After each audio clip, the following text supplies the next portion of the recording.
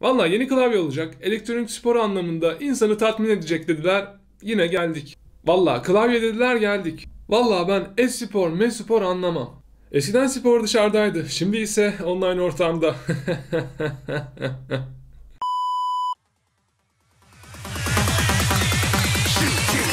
Didn't even get to bronze. Merhaba sevgili frekans takipçileri, kanalıma hoş geldiniz. Dünyanın en iyi e-sport yani elektronik spor klavyesi olarak lanse edilen SteelSeries'in Apex M500 modelli mekanik klavyesini bugün sizler için inceleyeceğiz. İncelemesini ilk biz çıkacağımız için dilerseniz ufaktan değil de hızlıca başlayalım.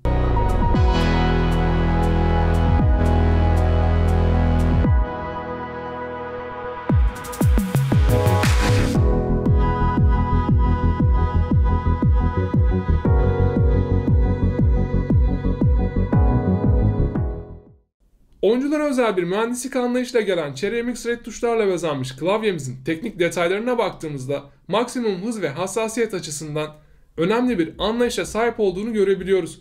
Acaba bu anlayışı tasarımda da devam ettirebilmişler mi görelim. Firmanın ilk mekanik klavyesi olan 6GV2'yi az çok hepimiz hatırlarız. Oyun severlerin çok hoşuna gitmişti. Peki ya Apex M500? Şık ve minimalist bir tasarım ile karşımıza çıkan Apex M500'de Cherry MX Red tuş takımı sayesinde gönüllere tat kurmaya hazırlanıyor. Dayanıklı ve sert bir duruşa sahip klavyemiz güçlü bir plastik ile kaplanmış. Aynı zamanda da çeliği anımsatan arka yüzeyi sayesinde kendine tam donanımlı bir kontrol paneli havası katmış. Açıkçası yoluna çıkabilecek her duruma karşı dayanıklı dizayn edildiğini söyleyebiliriz. Ön yüzeye baktığımızda mavi şeritlerin siyah ile kavuştuğunu rahatlıkla görebiliyoruz. Makro tuşları bulunmayan klavyemiz Apex M800 modelli klavyeye nazaran daha az yer kaplayan, turnuva düşkün insanlara da hitap edebilen bir tasarım çizgisiyle gelmekte. Sade duran klavyenin oyuna hazırım ben havası da yok değil. Tuşlar hem birbirine bitişik değil, numarik tuşlarda sıkışık bir vaziyette karşımıza çıkmıyor. Tuş aralığı hemen hemen Apex M800 ile aynı. Yalnız Apex M500'ün daha uzun ve daha az içe doğru girintili tuşlara sahip olduğunu görebiliyoruz. Tam bir daktilo havasında değil de kulaklığını takıp oyuna gömülebileceğin bir havaya ve ses şiddetine sahip.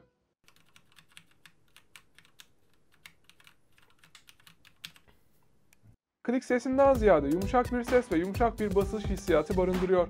Standart tuş dizilimine sahip olması ise dikkatimizden kaçmadı. Standart tuş dizilimi demek ilk defa karşılaşılan bir eğim ya da bir sürpriz ile karşı karşıya gelmemek demek. Çeli tuş kökleriyle oyuncular istedikleri tuş başlıklarını custom bir şekilde dizebilecek. İşin güzel yanı uyum ve sığma konusunda da sıkıntı yaşamayacaksınız.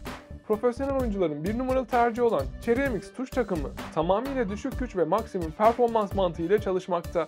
50 milyon basışa kadar yüksek dayanıklılık oranı bile sunuyor. Hassas ve ultra hızlı olan bu mekanik tuşlar tartışmasız oyuncular için biçilmiş bir kaftan. Açıkçası en düşük güç gerektiren 45 CN'lik basış kuvvetine sahip tuşumuz yüksek performans mantığı ile çalışan bir oyuncu dostu. Kahverengi ve mavi tuş takımına nazaran daha çok oyunculara yönelik bir mühendisliği bünyesinde barındırıyor. Eğer hem yazmak hem de oyun oynamak için bir tuş takımı arıyorum diyorsanız kahverengi modelli klavyelere ya da Apex M800'e yönelebilirsiniz. Ön yüzde dikkatimizi çeken bir başka nokta ise fonksiyon tuşlarımızı aynı zamanda da medya kontrolüsü olarak kullanabilmemiz oldu. Klavyemiz ince ve hafif bir gövde yapısından ziyade biraz ağır ve sağlamlığı simgeleyen kalın bir tasarım izlemiş. Girintili çıkıntılı bir tasarıma sahip arka yüzümüze geçtiğimizde ise kablo kanallarımız dikkat çekmekte. Yapısal bütünlüğü arttıran dikkat çekici tarz bir sunuma sahip olduğunu görebiliyoruz. Düzenli bir kablo sistemi anlayışı bir oyuncu için gerçekten önemlidir. Diğer klavyelerin aksine çeşitli kablo geçiş kanallarına rastlamamız hoşumuza gitti. Klavyenin kauçuk ayakları tam kaymaz ve yüzeye sıkıca tutunabilir bir yapıda. Klavye yüksekliğimiz ise kapalı haldeyken bile yetebilecek kıvamda. Pençe pozisyonunda oynamak isteyenlere ilaç gibi gelecektir. 2 metrelik kablomuza söyleyecek pek bir söz bulamıyorum. Oldukça sert ve dayanıklı gözüküyor. Makro tuşlar neden yok diyenlere de şunu söylemek istiyorum. Full programlanabilir tuşlar inanın daha keyifli ve avantajlı. Alan tasarrufu ve taşınabilirlik anlamında da düşünmek gerek. Çoğu profesyonel oyuncu makrolarla donatılmış kaba ve uzun klavyelerden ziyade taşıyabileceği profesyonel bir klavyeye yönelmeyi daha uygun buluyor. Bu açıdan Apex M500 size daha avantaj sağlayacaktır. Açık konuşmak gerekirse düşük güç gerektiren profili benim gerçekten hoşuma gitti. Hem malzeme kalitesi bakımından oldukça dayanıklı hem de elinize aldığınız zaman hissiyat bakımından hem tuşlar hem de kasa kendini belli edebiliyor. Bu açıdan bakıldığında elektronik spor anlamında yanınızda taşıyabileceğiniz nitelikte bir tasarıma sahip. Aynı zamanda da profesyonel olma ya da olma yolunda ilerleyenler için biçilmiş bir kaftan gibi duruyor. Şimdi dilerseniz performansına bakalım. Neler sunacak görelim. Yaptığım testlerde ve kullanımlarda tuş hissiyatı ve sessizliği ile mekanik tuş anlayışını farklı bir açıdan yakaladıklarını görebiliyorum. Standardın aksine daha yumuşak bir sese sahip, özellikle geceleri Apex M800'den bile daha sessiz bir klavye olmuş. Taşınabilirlik anlamında bir çantaya sığabilecek kadar başarılı dursa da 1241 gram ağırlığını hesaba katmak gerektiğini de düşünüyorum. Apex M500'de her tuş kendi aydınlatmasına sahip. Aydınlatmalı klavyelerde artık en gelişmiş aydınlatma sistemi bu. 4 farklı parlaklık seviyesine sahip olan klavyemiz aynı zamanda da 3 farklı nefes efekt ayarını bünyesinde barındırıyor. Engine 3 programı ile bu ayarları kontrol edebilmemiz mümkün. Işık şiddeti benim hoşuma gitti. Gerçekten mavi ve siyahın dikkat çeken bir havası var. En önemli özelliklerden biri de isterseniz milyon kere tuşlara basın, İlk günkü hissiyat her zaman kendini koruyabilecek gibi duruyor.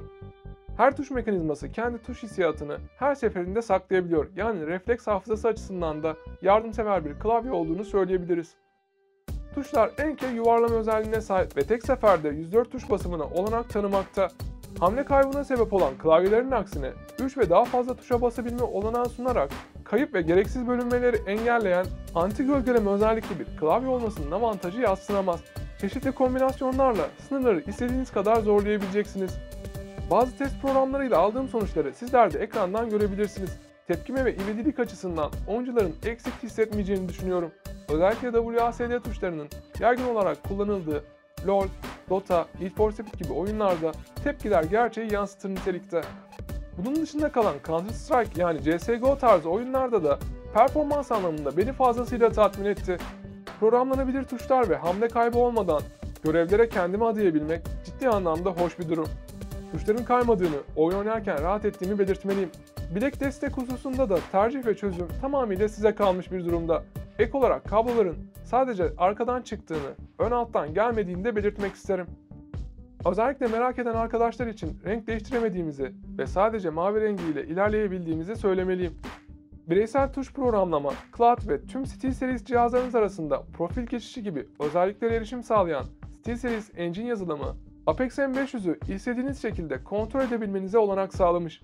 Oyunlara özel profiller ve ayarları erişebiliyor, aynı zamanda da uygulamalara özel kişisel özelleştirmeler de atayabiliyorsunuz. Kişisel kontrol bakımından oldukça zengin bir klavye olmuş, yazılımsal ve donanımsal olarak tam bir profesyonel oyuncu klavyesi.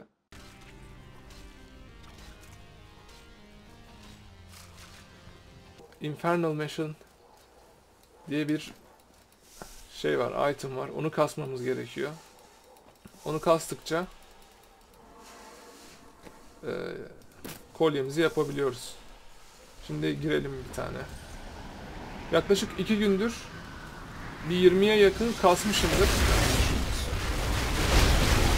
Birazdan şu bossları öldürdükten sonra sizinle birlikte 2 günlük emeğimin gerçekten yerini bulup bulmayacağını test edeceğiz.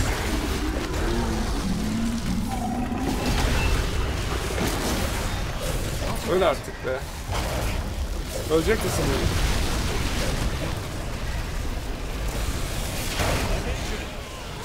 Ben ölüyordum az daha. Bu kadarla oynaması çok keyifsizdi önceden. Şimdi bir build hazırlamışlar Torn Damage üzerine. Karakterimi de gösterebilirim sizlere. Oyun dondu. Öyle artık be. Sen de. Oyun bayağı donuyor şu an. İnternetten dolayı. Neyse. Yine babası düştü. Hiçbir şey düşmedi. Apex M500'ü diğer klavyelerden ayıran özelliklerden bir tanesi de standart profile sahip olması sebebiyle custom bir şekilde tuşları rahatlıkla değiştirebilme imkanına sahip olmamız oldu. Onun dışında Cherry MX Red tuşlara sahip olmasının şöyle bir avantajı var. Diğer klavyelere nazaran, yazma ve oyun odaklı klavyelere nazaran tamamıyla oyun odaklı bir mantığa sahip. Bu açıdan da profesyonel oyuncu olma yönünde ilerlemek isteyenlere iyi gelecektir diye düşünüyorum. Ek olarak birazcık daha hafif olmasını istediğimiz klavyemiz rahatlıkla arkadaşlarınıza giderken ya da elektronik spor anlamında yanınızda taşıyabileceğiniz bir klavye olmuş. Umarım yine faydalı bir videoyla karşınıza gelmişimdir. Bir sonraki inceleme videomuzda ya da herhangi bir videomuzda görüşmek dileğiyle hoşça kalın. Paylaşmayı ve destek olmayı unutmayın.